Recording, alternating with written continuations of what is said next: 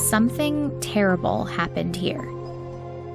And for decades, people didn't talk about it. This entire historic community was obliterated. Bodies dumped in rivers, bodies dumped in mass graves. It was an absolute massacre. This story isn't one you'll find in most history books. And almost 100 years later, the facts of what exactly happened that day are still unraveling. We're driving in what's known as Black Wall Street. It's where one of the nation's worst episodes of racial violence took place. In 1921, a neighborhood in Tulsa, Oklahoma called the Greenwood District was a bustling community of Black-owned businesses. Tulsa locals know that period of Greenwood's history as a kind of golden age.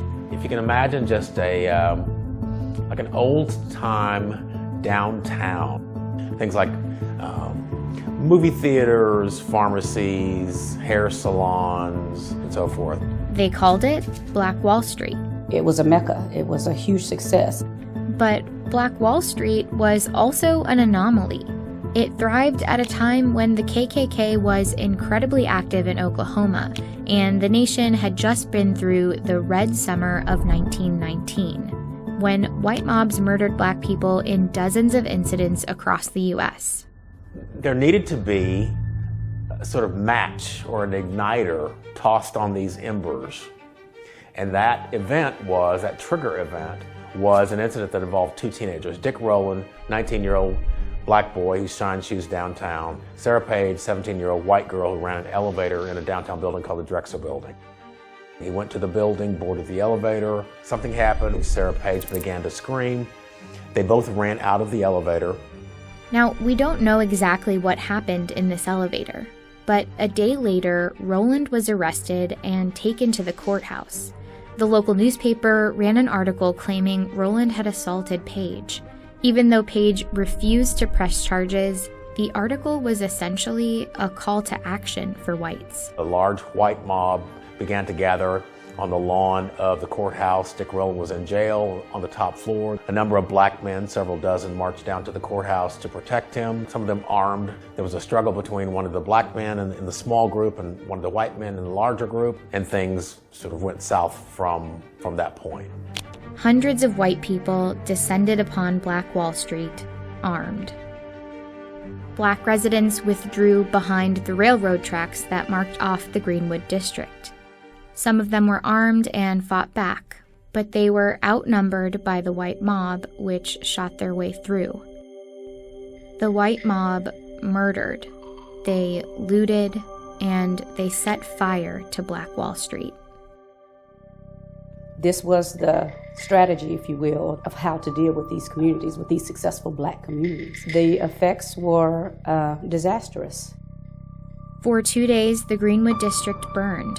Martial law was declared, and the National Guard was brought in. By the time the massacre ended, Greenwood was in ruins. More than 1,200 homes were destroyed, and 35 blocks burned. The exact number of casualties is harder to pin down. Some initially only reported that white people died. Others reported somewhere between 30 and 100 mostly Black casualties. But estimates now put that number closer to 300.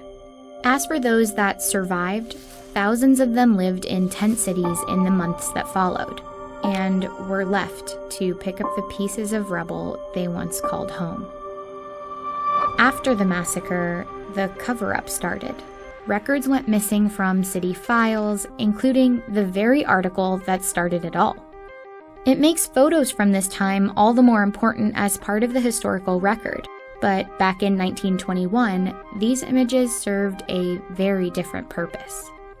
So photo postcards like these were pretty widely distributed after the massacre. At the time, they were a part of white supremacist culture and kept as souvenirs of racially charged crimes. Now they're preserved to make sure this part of Tulsa's history isn't forgotten, and they paint a clear picture of how much destruction there was that day. Greenwood eventually rebuilt, but nearly a century later, there's a part of this story that still haunts the city. No one actually knows where the victims' bodies are. we got to find our people. We got to put them at rest. If not, we'll continue to be haunted by what was done so many years ago.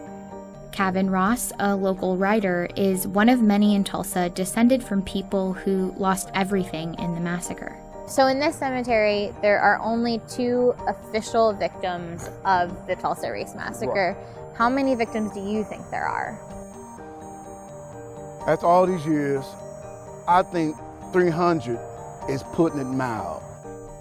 In 1997, the city finally put together a commission to study the massacre and help piece together what happened in 1921. They compiled records and eyewitness accounts. The bullets were just raining down over us. They set our house on fire and went right straight to the curtains and set the curtains on fire. These accounts are especially important now because none of these survivors are alive anymore. And they also provided new information. Some mentioned trucks, like this one, loaded with victims of the riot. One riot witness in particular came forth testifying that he saw bodies being dumped in Oak Lawn Cemetery. This is it. This is the area. Using the survivor accounts, records, and eventually radar, the city was able to pinpoint 3 locations with anomalies in the soil. Only one step was left, to excavate. But it was something the city at the time wasn't up for doing. For many Tulsans, it was a part of history best forgotten and not worth investigating. In some ways, today, that sentiment remains. Kind of waste of money. Why do you think that? It's over, it's done with. This story is the greatest conspiracy of silence that I've ever seen in history.